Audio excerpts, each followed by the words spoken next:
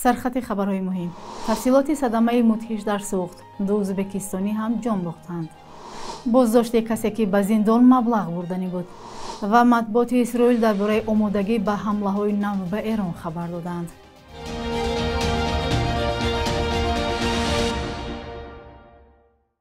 سلام بیننده‌های عزیز، هفته نو برایتان خوش باشد. برنامه نویدی بامدادی را با آخرین خبرهای تاجیکستان و جهان تقدیم شما می‌کنیم.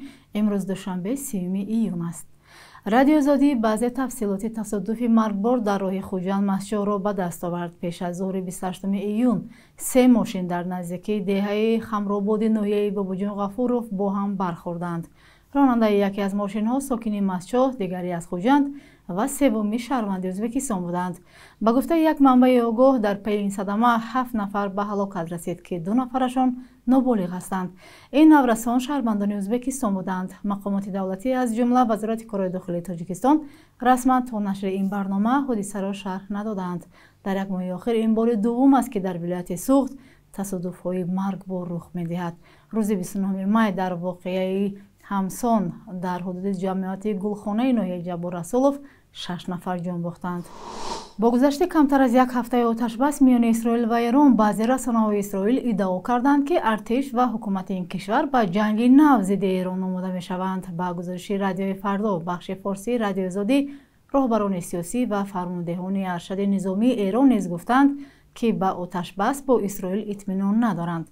سامانه اقتصادی اسرائیلی کالکالیست 29 ایون نوشت که به نهادهای دفاع اسرائیل روشن است که باید به دور دیگری جنگ با ایران آماده باشند. محمد رضا نقدی، معاون هماهنگسازی سپاه پاسداران انقلاب، شب شنبه در یک مصاحبه با شبکه خبری ایران گفت تنها 5% نیروهای دفاعی ایران در جنگ اخیر شرکت داشتند. وی افزود که دستان ما برای ضربه زدن به دشمن پر است. دادگاه شهر خوجند 1 نفر را برای کوشش وارد کردن مبلغ به داخل محبس جزا داده است. به اطلاع دادگاه خوجند ماه اپریل امسال ام میخواست برای دیداربینی کوتاه به نزد جنش به محبس 35 شهر خوجند درآید. منبع میگوید در وقت وارد شدن به زندان از جیب این نفر 460 سامانه یافتند. ماده 472 کدکس حقوق بیانکنی مأمور غیر قانونی وارد کردن اشیاء منع شده را به زندان و بازداشتگاه ها منع کرده است. در این بند قانون نامگوی اشیاء منع شده مشخصا ذکر نشده است. در گزارش دادگاه خوجند از روز 23 ایون آمده است پرونده مأموری نسبت ام در غیب او بررسی گردید، چون این نفر به دادگاه حاضر نشد. نظر شخصی محکوم شده به اتهام معلوم نیست. در دادگاه خوجند گفتند که این نفر 750 سامانه جریمه شده، اینچنین 406 سامانه‌اش هم مصادره شده است. معلوم نیست که این شخص از بالای حکم شکایت برده است یا نه. این یکی از کمترین حالت‌هایی است که دادگاه‌های تاجیکستان 1 نفر را برای کوشش وارد کردن مبلغ به زندان جزا می‌دهند. یوری کوکوف، معاون دبیر شورای امنیت ملی روسیه، در مصاحبه با نشریه روسیسکایا گازتا گفته است که سال 2024 در کشور 700,000 مهاجر غیر قانونی را آشکار کرده و 152,000 نفر را از روسیه بیرون راندند. مقامات تاجیک گفتند که تنها سال 2024 بیش از 30,000 مهاجر از روسیه اخراج شدند. مهاجران برگشته آیا در وطن جای کار پیدا کردند و زندگیشان از کدام حساب می‌گذرد؟ همکاران ما با چند مهاجر سابق در همین باره صحبت کردند. کار زندگی که به یان نمیرسه و با کم کم مسکو میریم به اینمی ریشی سفید کم کم کار میکنم. شغل من ساختمانچی اونجوره. ساختمانچی همی کتلوان میگیرم تا قلف و کلیچه میکنم اسپا. نشیدم اینجا اومدم اینجا را قبیدم. در آسیا من کافه دا کار میکنم. خیلی اویلی کشم کم با هم دکمین با هم ملیسا پلیسا میپرسد اینجا صد با بگی دعوت خدا چه خیلی کارتا سری میخواستی کار میای با میره دیکتا با اوه جان کارش خینه صد بار اینجا خوبه. بله بسیار شبکه‌های اینترنت نگاه دارم چه مردم عذاب هستن، مثلا مردم موجوده اصلا کجا میرم کار کنم اصلا ایشون آباد از اینجاش نازم کار کنم سنونی چون میوردم. نه راستی گپ من بسیار وقت مدرجه میزنم کم گپ میزنم که بسیار وقت همین شبکه‌های اینترنت میبینم.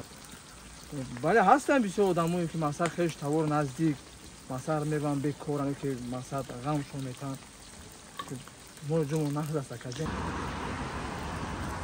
شب در وطن خمون تنجی آبادی شده که دیگر جو وطن ما وطن خمون آباد کنیم نسیم مهمون جواب کنیم ما در نقض نیست چه از مسئله نقض است اکنیم بهتر است. مهاجرها بسیارن مهاجرات در روسیه هستن هم کشلاق در انگلیه هستن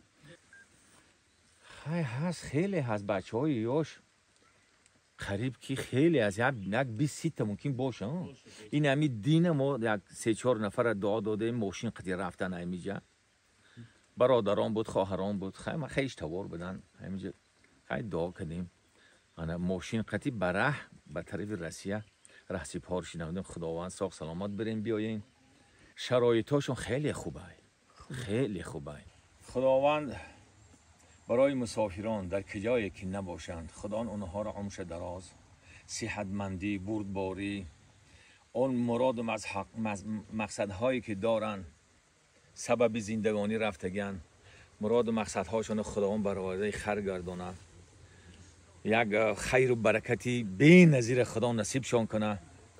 خب دعا میکنیم که از جمیعی آفت‌ها و بلاهای آخری زمان بلاهای نزول کننده در امان خدا باشند از شر شریران از شر سخنچینان از شر بدگویان همین مبلغات جمع کرده مثال که پرداخت میکنن.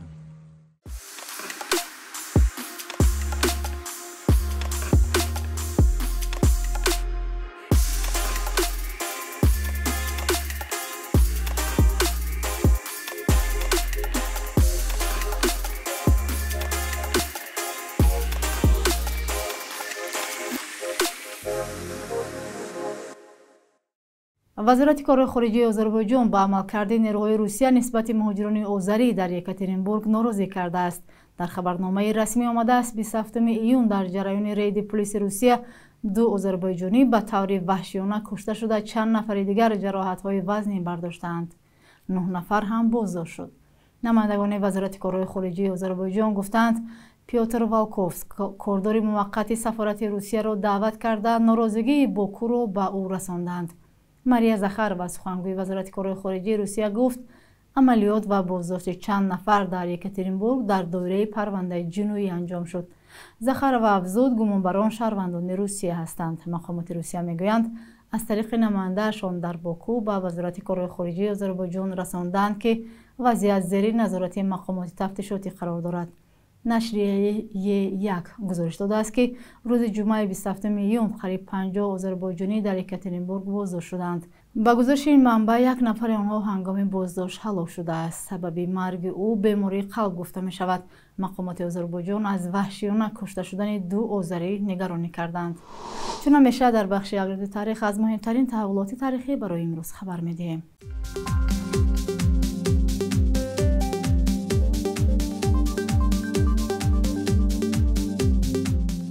30 ایون سال 2014 گروه خودخوانده دولت اسلامی در عراق خلافت اسلامی اعلان کرد. این سازمان در تاجیکستان و اکثر کشورهای دنیا ممنوع و افراطی اعلان شده است. از تاجیکستان هم صدها نفر برای جنگیدن در صف این گروه به سوریه و عراق رفته‌اند.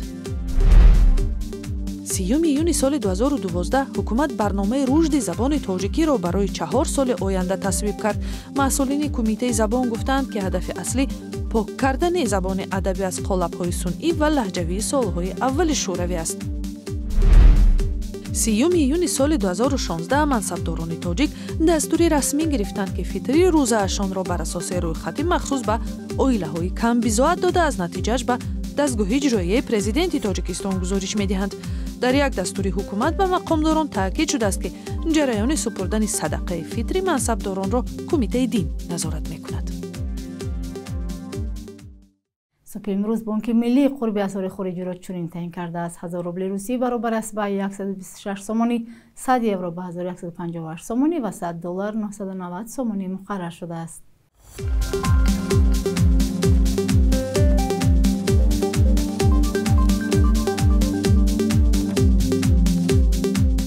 بینندگان عزیز، شما نویدی بامدادی رو تماشا کردید. اگر نظر و پیشنهاد دارید زیر این برنامه برایمان نویسید. تا فردا در همین وقت ساعت خدا نگهدار.